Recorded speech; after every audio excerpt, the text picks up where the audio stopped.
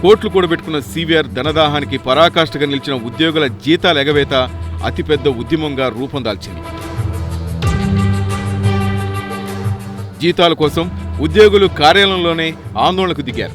ఆకలితో అలమటించిన కుటుంబాలను తీసుకొచ్చి సీవీఆర్ ఆఫీసులోనే వంటా వార్పు చేసుకుని తమ నిరసన తెలిపారు. ఉద్యోగుల పీఎఫ్ కూడా సీవీఆర్ కాజేశాడని ఆరోపణలున్నాయి. దీనికి ఊతమిచ్చేలా ప్రావిడెంట్ ఫండ్ కమిషనర్ నుంచి నోటీసులు కూడా అందాయి. నా భార్య ఇప్పుడు హాస్పిటల్లో టైఫాయిడ్ తో బాధపడుతుందండి. ఇప్పుడు వస్తానన్న సీఎం చైర్మన్ ఈ రోజుకి రాలేదు, ఇప్పటికి రాలేదు. కనీసం మా మమ్మల్ని బైక్ యోగక్షేమ పలకించలేదు.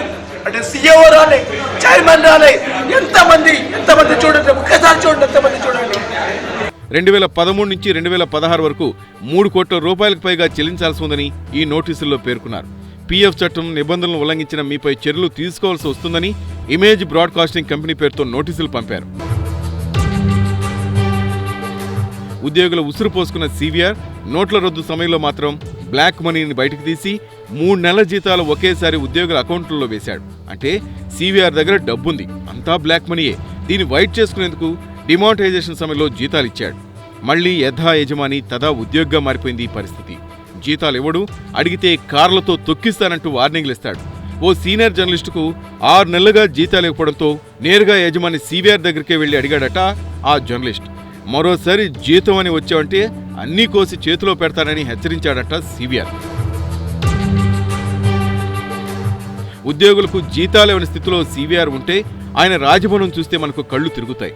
వైట్ హౌస్ను తలపించే సీవీఆర్ శ్వేత సౌధం విలువ కొన్ని కోట్లలో ఉంటుంది.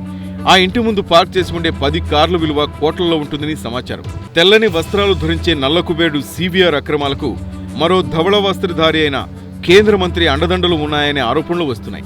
అందుకే బ్యాంకులు డిఫాల్టర్గా ప్రకటించినా ఇంకా అప్పులు పుడుతూనే ఉన్నాయి. లేబర్ కమిషనర్, పీఎఫ్ కమిషనర్ దగ్గర కేసులున్నా ఆ సంస్థలపై చర్యలు లేవు. మినిస్ట్రీ ఆఫ్ ఇన్ఫర్మేషన్ బ్యూరో నుంచి నోటీసులు అందినా చర్యలు మాత్రం శూన్యం. జూబ్లీహిల్స్ పోలీస్ స్టేషన్లో కేసులు విచారణలోనే ఉన్నాయి. ఇమేజ్ డ్యామేజ్ అయినా జబర్దస్త్గా పెద్ద మనిషిగా చలామణి అవుతున్న సీవీఆర్పై చర్యలు తీసుకునే దమ్మున నేత అసలు ఉన్నారా? ఇప్పటికైనా పోలీసులు స్పందించి ఇలాంటి చీడ పురుగులపై చర్యలు తీసుకోకపోతే సమాజం మరింత భ్రష్టు పట్టిపోతుంది.